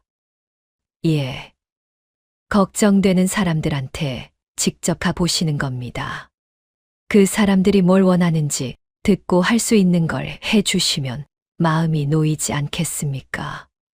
임금은 한참 동안 반달을 바라보다가 고개를 끄덕였습니다. 내 말이 맞을 수도 있겠구나. 그것은 임금이 편전에서 100번 읽은 장계보다 더 깊이 와닿는 말이었습니다. 다음 날 아침이었습니다. 소희가 객주마당에서 약초를 다듬다가 몸이 앞으로 기울더니 그대로 쓰러졌습니다. 얼굴이 하얗게 질려 있었지요. 소희야. 임금이 달려왔습니다. 소희의 이마를 짚어보니 열은 없었지만 입술이 바짝 말라 있었지요. 장덕호가 소희를 안아 방으로 옮겼습니다. 이 아이가 마지막으로 밥을 먹은 게 언제냐? 장덕호가 고개를 저었습니다. 약초는 마을 아이들에게 다 나누어 주고 자기 몫은 남기지 않았던 것 같습니다. 임금이 입술을 깨물었습니다. 남의 병을 고치느라 자기가 굶고 있었던 것이지요. 부엌이 어디냐? 나으리 제가 하겠사오. 내가 한다. 임금이 부엌으로 들어갔습니다. 평생 수라상을 받기만 한 사람이 아궁이 앞에 쪼그려 앉았지요. 불을 때렸는데 부싯돌이 말을 듣지 않았습니다. 연기가 피어올라 눈이 매웠지요. 쌀을 씻는 손이 어설펐습니다. 장덕호가 옆에서 조용히 도왔지요. 죽이 한 번 타고 다시 끓여서야 겨우 미음 한 그릇이 완성되었습니다. 임금이 숟가락으로 미음을 떠서 소희의 입에 가져다 대었습니다. 소희가 눈을 떴지요. 날이, 이거 누가? 장서방이 끓인 것이다. 임금이 고개를 돌렸습니다. 장덕호가 헛기침을 했지요. 하지만 임금의 소매에 쌀뜨물이 묻어 있는 것을 소희는 보았습니다. 소희가 미음을 한 숟가락 삼키며 나지기 말했지요. 맛이 좀 탔는데 그래도 따뜻해요. 엿새째 아침 소희가 임금의 수염뿌리를 다시 살폈습니다. 붉은 기운이 옅어지고 검은 기운도 줄어들어 있었지요. 소희의 얼굴에 환한 웃음이 번졌습니다. 날이 좋아지고 있습니다. 수염뿌리가 살아나고 있어요. 임금도 느끼고 있었습니다. 며칠째 깊이 잠을 잤고 아침에 일어나면 몸이 가벼웠지요. 어이들의 보약으로도 안 되던 것이 이 10살짜리 소녀의 약초와 말 한마디로 달라지고 있었습니다. 그런데 소희가 수염뿌리를 만지는 그 손끝에서 임금은 묘한 기시감을 느꼈습니다. 아주 오래전 누군가가 자신의 이마를 짚고 맥을 보던 따뜻한 손. 어릴 적 알아 누웠을 때 약 냄새가 밴 거친 손이 이마를 쓸어주던 기억이 아스라이 떠올랐지요. 소희야. 예, 날이. 내 할아비가 약을 지을 때 혹시 노래 같은 것을 부르더냐? 소희가 눈을 깜빡였습니다. 노래는 안 부르셨는데 약초를 배합하실 때 항상 혼잣말을 하셨어요. 먼저 마음을 달래고 그 다음에 몸을 달랜다고요. 임금이 멈칫했습니다. 그 말 어디선가 들어본 말이었습니다. 기억의 끝자락에 걸려 있는데 잡히지가 않았지요. 소희야, 내가 대단한 아이라는 것은 인정한다. 임금이 진지한 목소리로 말했지요. 너는 앞으로 더 큰 일을 할 수 있는 아이다. 내가 기회를 만들어 주마. 소희의 눈이 동그래졌습니다. 기회요? 무슨 기회요? 두고 보면 안다. 임금이 의미심장하게 웃었습니다. 소희는 궁금했지만 더 묻지 않았지요. 나리가 해주는 것이 뭐든 나쁘지는 않을 거라는 생각이 들었으니까요. 하지만 소희가 몰랐던 것이 있었습니다. 바로 그 시각 관아에서는 박재응 사또가 최득수를 불러앉히고 이를 갈고 있었지요. 그래서 그 아이가 누구냐?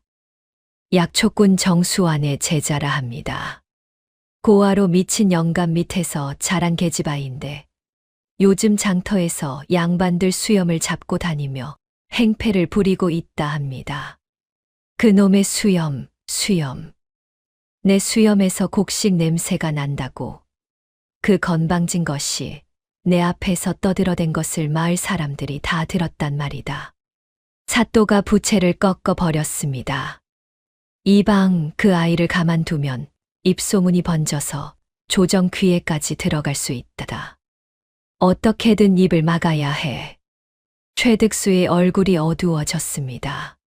사또 나으리, 저 아이 옆에 비단 도포 양반이 늘 따라다닙니다. 함부로 건드렸다가는 비단 도포 양반, 그놈이 누군데? 한양에서 왔다는데 정체를 모르겠습니다. 조사해라.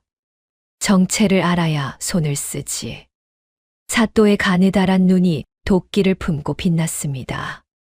곁에 선 최득수의 등줄기에 찬 기운이 흘렀지요. 바람이 방향을 바꾸고 있었습니다. 그것을 소희는 아직 모르고 있었습니다. 일회째 아침이었습니다. 소희는 마을 아이들에게 약초 구별법을 가르치고 있었지요. 객주 뒷마당에 아이들이 옹기종기 모여 앉아 소희의 말에 귀를 기울이고 있었습니다. 이건 쑥이야. 냄새 맡아봐. 코가 뻥 뚫리지? 와, 진짜다. 그리고 이건 칡뿌리. 배고플 때 씹으면 달달한 맛이 나. 산에 가면 얼마든지 캘 수 있어. 아이들 눈이 초롱초롱 빛나고 있었습니다. 소희에게 이런 순간은 처음이었지요. 누군가가 자신의 말을 들어주고 눈을 맞춰주고 고개를 끄덕여주는 것. 그것만으로도 소희의 가슴은 따뜻해졌습니다. 그때 객주 앞에서 말발굽 소리가 울려 퍼졌습니다. 이 객주의 한양에서 온 양반이 묻고 있지? 어서 나오시오. 소희가 고개를 내밀어 보니 관아 포졸 6이 객주를 둘러싸고 있었습니다. 그 뒤로 가마 하나가 보였지요. 가마발이 거치더니 박재응 사또가 느릿느릿 내려섰습니다. 임금이 마루로 나왔습니다. 장덕호가 그 옆에 바짝 붙었지요. 무슨 일이오? 임금이 차분하게 물었습니다. 나으리 본관 사또입니다. 객주의 한양에서 오신 분이 계시다기에 인사차 들렀소이다. 박 사또가 눈을 가늘게 뜨며 임금을 위아래로 훑었습니다. 비단 도포의 질이 예사롭지 않았지요. 혹시 조정에서 오신 분은 아니시지요? 임금이 여유롭게 웃었습니다. 나는 한양에서 장사를 하는 사람이요. 경상도 물건을 보러 왔소. 아, 상인이시구려. 사또의 눈에 안도의 빛이 스쳤습니다. 상인이라면 될 것 아니라는 계산이 선 것이지요. 사또는 시선을 마당으로 돌렸습니다.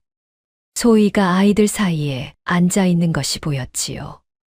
아, 저 아이가 여기 있었구먼. 사또가 턱짓으로 소희를 가리켰습니다. 나으리, 저 아이를 알고 계시오? 며칠 전 장터에서 주워왔소. 약초를 잘 안다기에. 주워 오셨다고? 허허, 나으리는 모르시는 게 있소이다. 사또가 부채를 펴며 입가에 교활한 미소를 띄었습니다. 저 아이는 사기꾼이요. 소희의 눈이 휘둥그레졌지요. 사기꾼이라니요. 제가 언제? 입 닥쳐라, 건방진 것. 사또가 일갈하자 포졸이 소희를 밀어 넣었습니다. 사또는 다시 임금을 향해 정중한 얼굴을 만들었지요. 나으리, 저 아이의 할아비는 한양에서 쫓겨난 돌팔이 의원이었소이다. 궁중에서 약을 잘못 지어 사람을 죽일 뻔하여 파직당한 죄인이지요. 그런 자에게 배운 의술이 무슨 의술이겠소. 임금의 눈이 미세하게 움직였습니다. 궁중에서 쫓겨난 의원이라는 말에 무언가 걸리는 것이 있었지요. 그 의원의 이름이 무엇이오? 정수환이라 했소. 15년 전에 파직되어 이 산골로 내려와 약초꾼 행세를 하다 죽었소이다.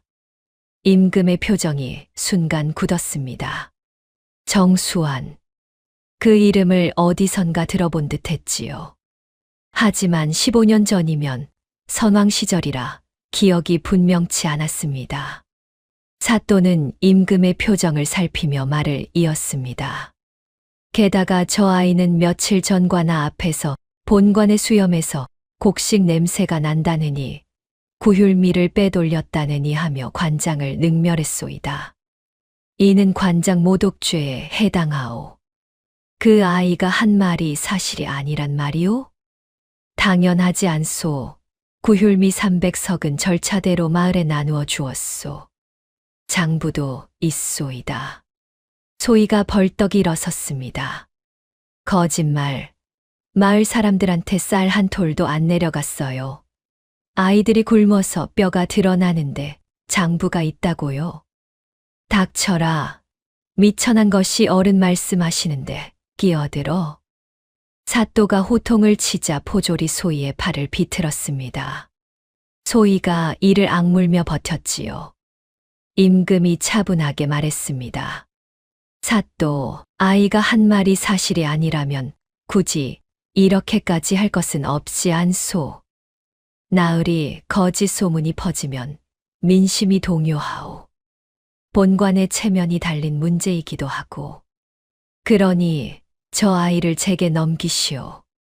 관아에서 잘 타일러 보내겠소. 임금은 잠시 생각에 잠겼습니다. 지금 정체를 밝히면 사또를 당장 잡을 수 있었지요. 하지만 증거 없이 나서면 사또가 증거를 인멸할 수도 있었습니다. 사또, 이 아이는 내가 데리고 있겠소. 나으리, 그건 내 종이나 다름없는 아이를 관아에서 데려가겠다면 그에 합당한 절차가 있어야 하지 않겠소.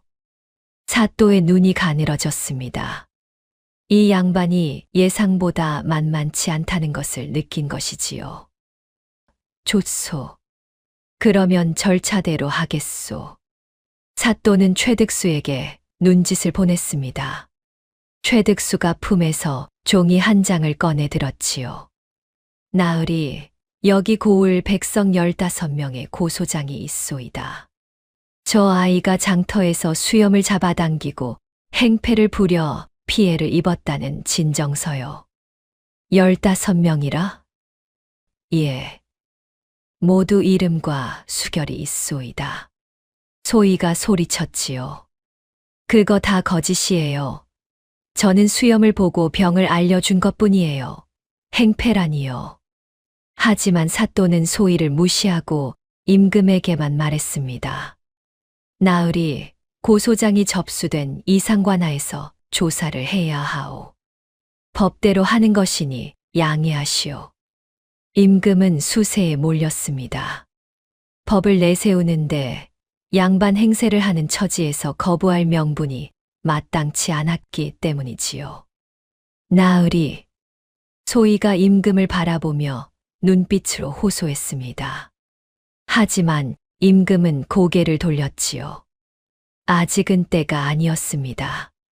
사또, 조사만 하고 보내주시오.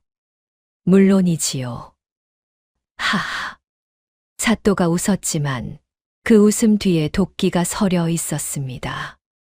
포졸이 소희의 양팔을 잡고 끌어냈습니다. 소희가 발버둥을 치며 외쳤지요. 나리, 저는 거짓말 안 했어요. 수염은 거짓말을 못 한다고요.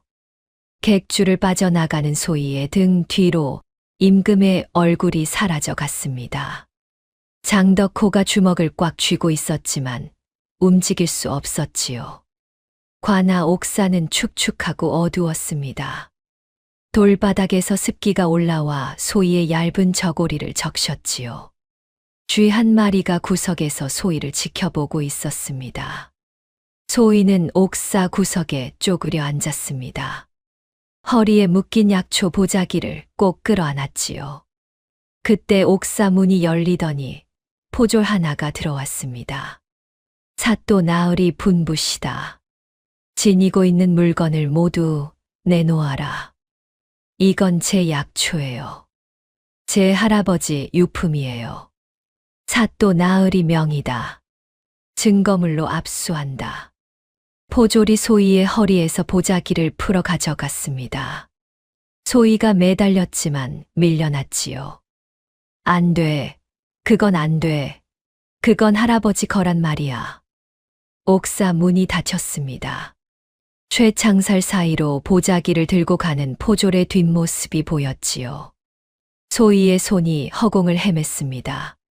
보자기가 사라지자 소희의 몸에서 힘이 빠져나갔습니다. 마치 할아버지가 한 번 더 떠나간 것 같았지요. 세상에서 마지막으로 남아있던 할아버지의 온기가 사라진 것입니다. 소희는 차가운 돌바닥에 이마를 대고 웅크렸습니다. 눈물은 나지 않았습니다. 너무 아프면 오히려 눈물이 마르는 법이지요. 바깥에서 박사또의 목소리가 들려왔습니다. 이방, 저 보자기에 뭐가 들어있는지 뒤져봐라. 독약이라도 나오면 사기죄에 독살 미수까지 씌울 수 있다. 예, 사또 나으리. 최득수가 보자기를 받아들며 잠시 망설였습니다. 보자기에서 산약초 냄새가 풍겨 나왔지요. 독약 냄새가 아니라 따뜻한 풀 냄새였습니다. 최득수의 손이 미세하게 떨렸습니다. 이 아이가 며칠 전 마을 아이들에게 약초를 나눠주던 모습이 떠올랐기 때문입니다. 허나 사또가 뒤에서 지켜보고 있었지요. 뭘 멍하니 서 있느냐. 어서 뒤져봐라. 예. 지금 하겠습니다. 최득수가 보자기를 풀었습니다.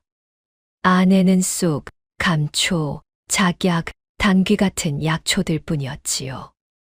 독약은커녕 해로운 것은 하나도 없었습니다. 사또 나으리, 약초밖에 없습니다. 약초, 그게 약초인 줄 어떻게 아느냐? 독초일 수도 있지 않느냐? 불태워 버려라. 예. 불태우라 했다. 증거물 인멸도 못하게 아예 없애 버리란 말이다. 최득수가 보자기를 쥔 손에 힘이 들어갔습니다. 입술이 떨렸지만 사또의 눈을 마주보지 못하고 고개를 숙였지요. 명을 받들겠습니다. 최득수가 보자기를 들고 나가는 뒷모습을 옥사 쇠창살 틈으로 소희가 보고 있었습니다. 제발, 그건 태우지 마세요. 제발. 소희의 목소리가 점점 작아졌습니다. 허나 아무도 돌아보지 않았지요. 옥사 안이 어둠으로 가득 찼습니다. 바깥에서 장작 타는 냄새가 희미하게 흘러 들어왔습니다. 소희는 그 냄새를 맡으며 입술을 깨물었지요. 할아버지의 냄새가 타서 사라지고 있었습니다. 소희는 두 무릎을 끌어안고 몸을 웅크렸습니다. 이 세상에 혼자라는 사실이 뼛속까지 스며드는 밤이었습니다. 밤이 깊어졌습니다. 옥사 안에는 쥐의 발소리와 소희의 숨소리만이 가늘게 이어지고 있었지요. 차가운 돌바닥의 한기가 소희의 몸을 파고들었습니다. 소희는 벽에 등을 기댄 채 할아버지를 떠올렸습니다. 할아버지, 보자기가 없어졌어. 그 말을 입 밖에 내자 비로소 눈물이 차올랐지요. 약초도 다 빼앗겼어. 이제 나한테 남은 게 하나도 없어. 솔나무 아래 무덤, 움막의 화로, 약초 냄새가 밴 할아버지의 손. 하나하나 떠올릴수록 가슴에 돌덩이가 얹히는 것 같았습니다. 그때 귓가에 할아버지의 목소리가 울려 퍼졌지요. 약은 풀에만 있는 게 아니란다. 사람의 마음에도 약이 있고 독이 있느니라. 소희가 눈을 번쩍 떴습니다. 마음에 약이 있고 독이 있다. 소희는 그 말을 되뇌었습니다. 지금까지 소희는 그 말이 그저 어려운 어른의 뜻인 줄만 알았지요. 하지만 이 차가운 옥바닥에서 뜻이 비로소 보이기 시작했습니다. 사또의 탐욕은 독이었습니다. 그 독이 마을을 병들게 했지요. 백성이 굶는 것은 흉년 때문만이 아니라 위에서 흘러내리는 독 때문이었습니다. 임금이 아픈 것도 같은 이치였지요. 아래가 아래니 위도 앓는 것이었습니다. 그리고 소희 자신에게도 독이 있었습니다. 겉만 보고 판단한 것. 비단 도포 양반을 보고 무엄한 날이라고 욕한 것. 그 양반이 실은 백성 걱정에 잠을 못 이루던 사람이었다는 것을 소희는 나중에야 알았지요. 할아버지, 이제 알겠어. 눈으로만 보면 겉만 보인다는 게 이런 뜻이었구나. 소희가 어둠 속에서 나직이 말했습니다. 사람을 살리는 것도 약초만이 아니라 그 사람을 믿어주는 마음이었구나. 그 순간 옥사 밖에서 인기척이 들렸습니다.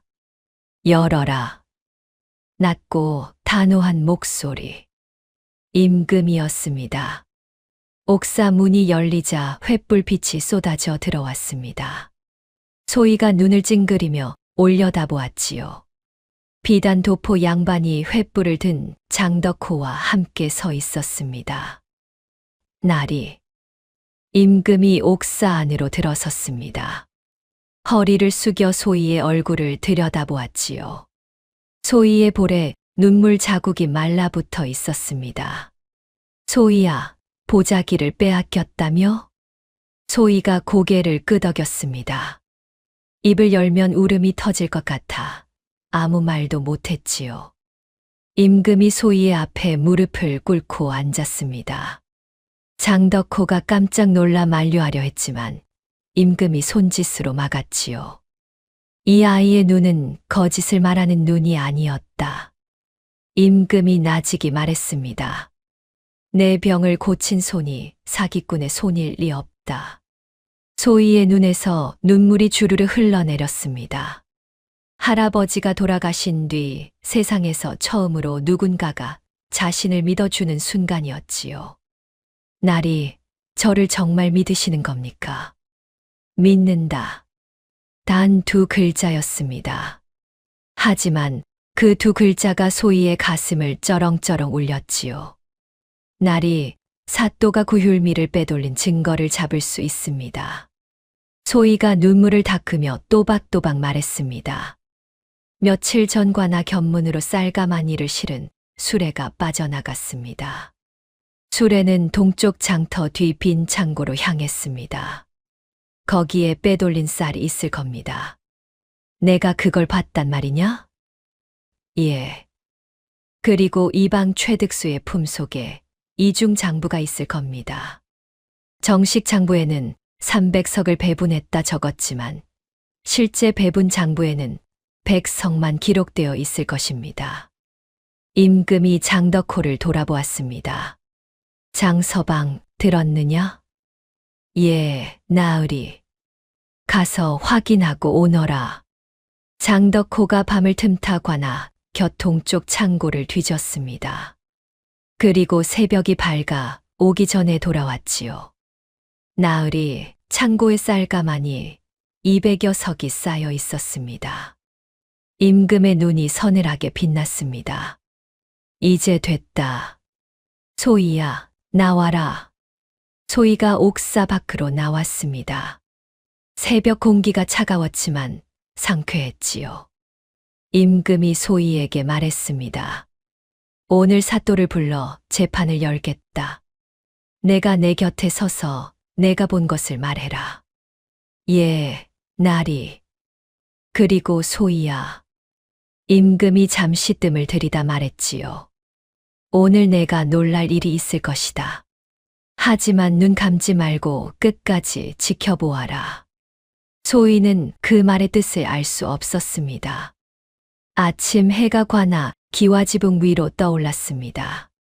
박재응 사또는 느긋하게 아침상을 받고 있었지요. 어제 그 건방진 계집아이를 옥에 쳐넣었으니 마음이 한결 가벼웠습니다. 그때 이방 최득수가 허둥지둥 뛰어들어왔습니다. 사또 나으리, 어제 그 한양 양반이 관아 대청에서 사또 나으리를 뵙겠다 합니다. 뭐, 그 양반이 왜?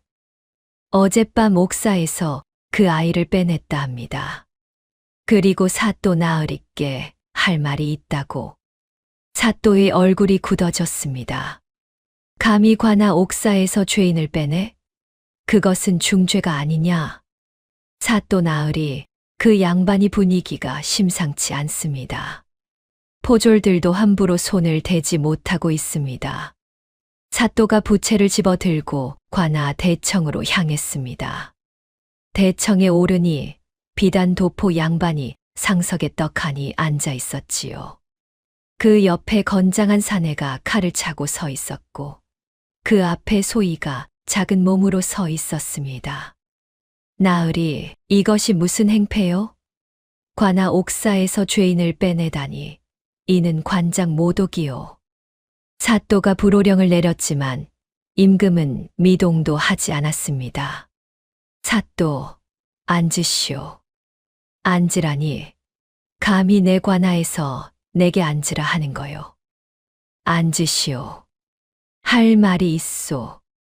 임금의 목소리에 칼날 같은 위엄이 실려 있었습니다. 사또는 자기도 모르게 등줄기가 서늘해져 자리에 앉았지요. 소희야, 말해보거라. 소희가 앞으로 나섰습니다. 작은 몸이었지만 눈빛은 흔들리지 않았지요. 사또 나으리, 며칠 전 저는 나으리의 수염에서 탁기를 읽었습니다. 남의 곡식을 삼킨 사람에게서 나오는 기운이라 했지요. 또 그 헛소리를. 헛소리가 아닙니다. 관아 동쪽 빈 창고에 쌀가마니 200석이 쌓여 있습니다. 조정에서 내려보낸 구휼미 300석 중 200석을 나으리께서 빼돌려 숨겨 놓으신 겁니다. 사또의 얼굴이 사색이 되었습니다. 터무니없는 소리다. 구휼미는 절차대로 배분했다. 이 아이의 말만 믿고 관장을 처벌할 셈이오? 창고에 쌀이 있다. 한들 그것이 구휼미라는 증거가 어디 있소? 이 아이가 조작한 것일 수도 있지 않소. 사또가 임금을 향해 악다구니를 쳤습니다. 대청에 긴장이 감돌았지요. 그때 소희가 한 걸음 앞으로 나섰습니다. 두 손을 내밀어 사또 앞에 펼쳐 보였지요. 약초를 다루느라 거칠어진 작은 손이었습니다. 제 말이 거짓이면 제 두 손을 베어 주십시오. 대청이 얼어붙었습니다. 이 손은 할아버지에게 받은 유일한 것이옵니다. 약초를 캐고 약을 짓고 병을 고치는 이 손이 없으면 저는 아무것도 아닌 것이 됩니다. 의녀의 손을 거는 것이니 그보다 더한 맹세는 없습니다. 임금의 눈동자가 흔들렸습니다. 장덕호가 고개를 숙였지요. 소희가 사또를 똑바로 바라보며 말했습니다. 사또 나으리께서도 거십시오. 제 말이 거짓이면 제 손을 베고 제 말이 참이면 나으리의 관직을 거십시오. 공정하지 않습니까? 사또가 입을 벌렸다 닫았습니다. 10살짜리가 자기 손을 걸었는데 관장이 관직을 못 걸겠다 하면 그 자체가 자백이나 다름없었지요. 사또가 최득수를 돌아보며 소리쳤습니다. 이방, 장부를 가져와라, 당장. 최득수가 품에서 장부 한 권을 꺼냈습니다. 손이 떨리고 있었지요. 여기 있사옵니다. 구휼미 300석, 마을별 배분 기록이. 그것은 정식 장부이지요. 소희가 차분하게 말했습니다. 이방 나으리 품속에 장부가 하나 더 있지 않습니까? 실제로 배분한 양을 적은 진짜 장부 말입니다. 최득수의 얼굴이 하얗게 질렸습니다. 사또가 벌떡 일어섰지요. 이방, 그런 것 없다고 해라. 대청의 무거운 침묵이 내려앉았습니다. 최득수의 손이 부들부들 떨리고 있었지요.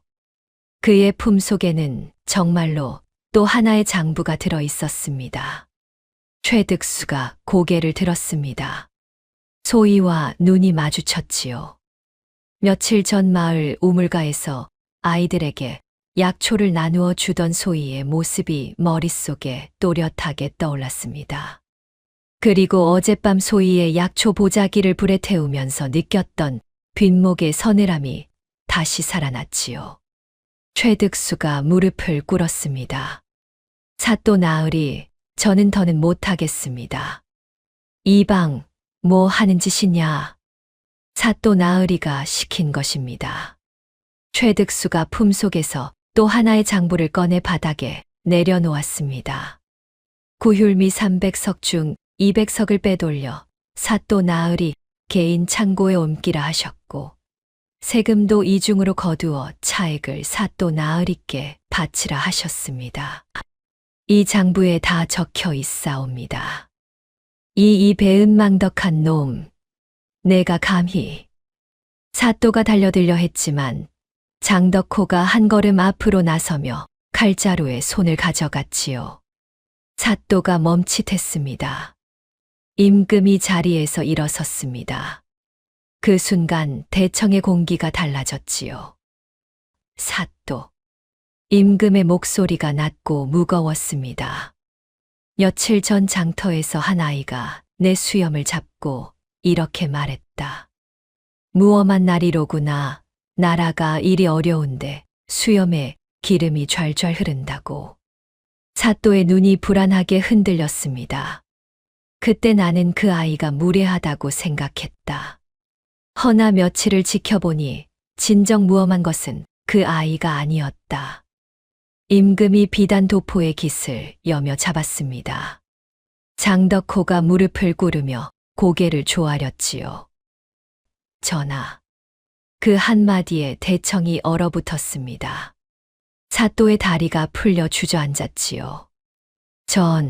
전하라니. 나는 이 나라의 임금이다. 임금이 갓을 벗었습니다. 그 아래 드러난 얼굴에는 용의 위엄이 서려 있었지요. 진정 무엄한 것은 백성의 양식을 훔치고 백성의 입을 막은 내 놈이었다. 사또가 바닥에 엎어져 이마를 찧었습니다. 최득수도 옆에서 납작 엎드렸지요. 전하, 죽을 죄를 지었사옵니다. 살려 주시옵소서. 살려달라. 내 놈이 굶겨 죽인 백성들에게도 그리 빌었느냐? 임금의 목소리가 관아 기와지붕을 울렸습니다. 박재흥, 구휼미 200석을 빼돌리고 세금을 이중 징수한 죄, 무고한 아이를 사기꾼으로 모함하고 옥에 가둔 죄, 관장의 직분을 저버리고 백성을 수탈한 죄, 이 모든 죄를 물어 파직하고 의금부로 압송한다.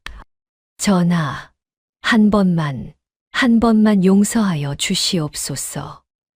용서. 내 놈의 수염에서 남의 곡식 냄새가 난다고 이 아이가 말했을 때 그것이 마지막 기회였다.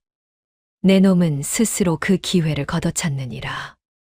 포졸들이 사또를 끌어냈습니다. 금실 허리띠가 풀려 바닥에 떨어졌지요. 기름 바른 수염에 먼지가 묻어 초라하기 그지없었습니다. 소희는 그 광경을 멍하니 바라보고 있었습니다. 비단 도포 양반이 임금이라니. 그 무엄하다고 욕했던 나리가 이 나라의 왕이라니. 두 다리에 힘이 빠져 주저앉을 뻔했지요. 임금이 소희에게 다가왔습니다. 소희야. 전하. 소희가 넋이 나간 채 더듬거렸습니다. 임금이 소희 앞에 무릎을 꿇지는 않았지만 허리를 숙여 소희의 눈높이에 맞추었지요. 내가 내 수염을 잡고 무엄하다 했을 때 사실 내 말이 틀리지 않았다. 전하, 그때는 제가 몰랐어. 아니다. 내가 편전에 앉아 장계만 읽고 있었으니 무엄한 것이 맞다. 백성이 굶는 것을 글로만 걱정하고 직접 내려와 보지 않은 것은 나의 잘못이다. 소희의 눈에 다시 눈물이 고였습니다. 그리고 소희야, 내 할아비 정수환. 내가 확인해 보았다. 소희가 고개를 번쩍 들었습니다. 선왕 시절 궁중 어이였느니라. 당대 최고 예술을 가진 사람이었으나 간신의 모함으로 누명을 쓰고 쫓겨났다. 내 할아비는 돌팔이가 아니라 이 나라 최고의 의원이었다. 소희의 입이 벌어졌습니다. 할아버지가 어이였다고요? 그래. 그리고 소희야, 그 괴짝을 열어야 할 때가 왔다. 임금이 장덕호에게 눈짓을 보냈습니다. 장덕호가 아침에 움막에서 가져온 작은 나무 괴짝을 내려놓았지요. 소희가 떨리는 손으로 괴짝을 열었습니다. 안에는 낡은 어이 관복 조각과 두루마리 하나, 그리고 종이 한 장이 들어 있었지요. 두루마리는 처방전이었습니다. 맨 위에 이렇게 적혀 있었지요. 세자 저하 해독 처방 어이 정수환. 소희가 종이를 펼쳤습니다. 할아버지의 필체였지요. 전하의 수염이 자라는 날까지 곁을 지키겠나이다. 어이 정수환. 임금이 그 종이를 받아들었습니다. 거친 먹글씨가 번져 있었지만 한 글자 한 글자가 선명했지요. 그 순간 임금의 머릿속에서 무언가가 터졌습니다. 어린 시절, 독이 든 떡을 먹고 쓰러져 사경을 헤맨 날이 있었습니다. 어이 여럿이 포기하고 물러나는 가운데 마지막까지 남은 사람이 하나 있었지요. 약초 냄새가 밴 거친 손이 어린 세자의 이마를 짚으며 나직이 말했습니다. 먼저 마음을 달래고 그 다음에 몸을 달랜다. 그 목소리, 그 손, 그 약초 냄새. 임금의 눈에서 눈물이 흘러내렸습니다. 42해를 살면서 백성 앞에서 한 번도 눈물을 보인 적 없는 사람이었지요. 정수환. 임금이 나직이 이름을 불렀습니다. 내 할아비가 나를 살렸느니라. 내가 세자이던 시절 독에 중독되어 죽을 뻔했을 때 마지막까지 남아 밤새 약을 다리고 내 이마를 짚어 준 사람이 정수환이었다. 소희의 두 눈이 커졌습니다. 내 수염이 자라는 날까지 곁을 지키겠다 했는데 수염이 자라기도 전에 쫓겨났구나. 쫓겨나서도 산골에서 백성을 살리고 있었고 그 손을 내게 물려주었구나. 임금이 소희를 바라보았습니다. 그 작은 손에서 정수환의 손결이 보였지요. 그 은인의 손녀가 은인의 손으로 내 수염을 잡았구나. 소희는 아무 말도 할 수 없었습니다. 눈물만 줄줄 흘러내렸지요.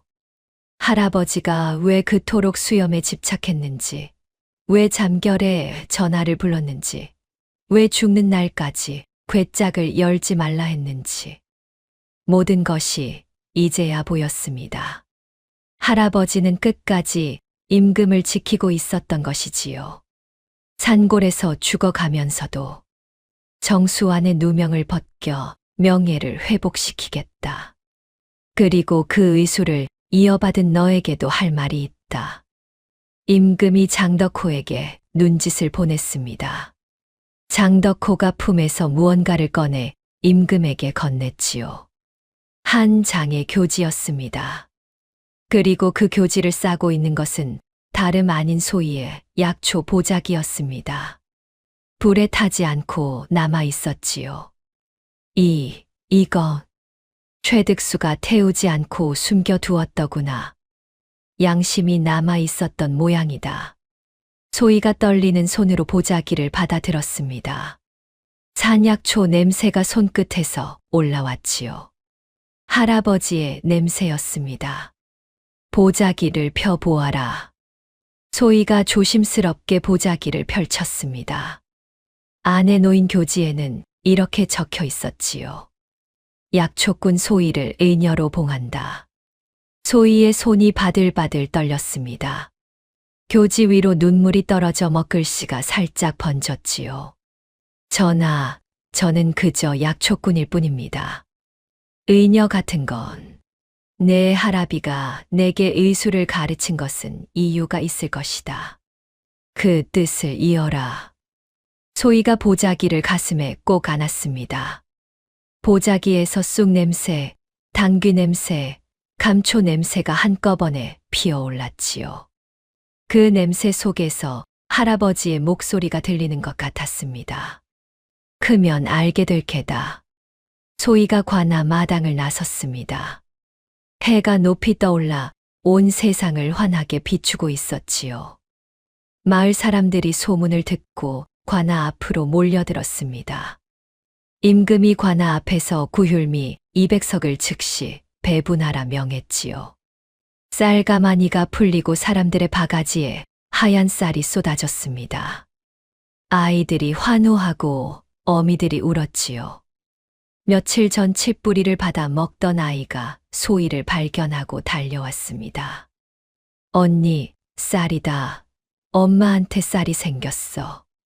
소희가 아이를 안아들었습니다. 작은 몸이 뜨거웠지요. 닷새 뒤 소희는 도화골 산중턱으로 올라갔습니다. 소나무 아래 할아버지 무덤 앞이었지요.